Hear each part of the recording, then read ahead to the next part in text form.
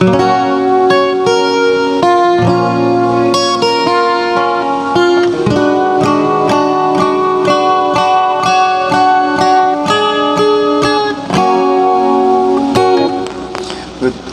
day naman mga ka-followers natin dyan. Welcome once again sa guitar tutorial natin. So ngayong araw, ituturuan ko kayo kung paano i-play ang intro ng Until I Found You by Stephen Sanchez. So, let's start. Huwag na tayong paligoy-ligoy pa. C. Yung gagamitin natin chords ay C, E minor, at saka F at F minor. So yan lang guys, no? So C, dito tayo sa C. Regular C ang gagamitin natin. Dadagdagan natin mamaya ng ito, no? Yan, makikita ninyo. First string, 3rd fret. So gumamit pala tayo ng capo dito sa 6th fret. Again. Dagdag. Bitaw. Again.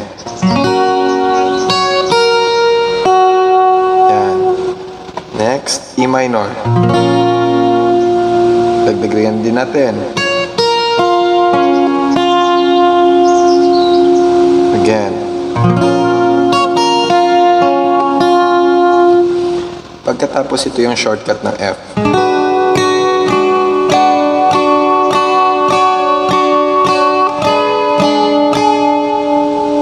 As you can see, may dinagdag tayo dito sa 1st fret. First string, 3rd fret, para makuha natin yung tunog ng intro.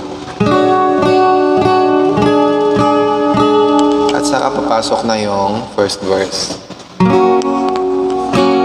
Georgia, wrap me in your arms. So ganon. So again.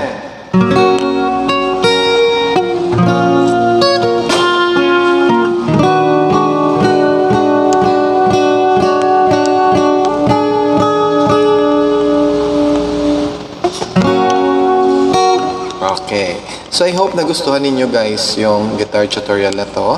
At saka kung nagustuhan ninyo, please subscribe to my channel and hit the notification bell para ma-update kayo sa mga bagong uploads natin.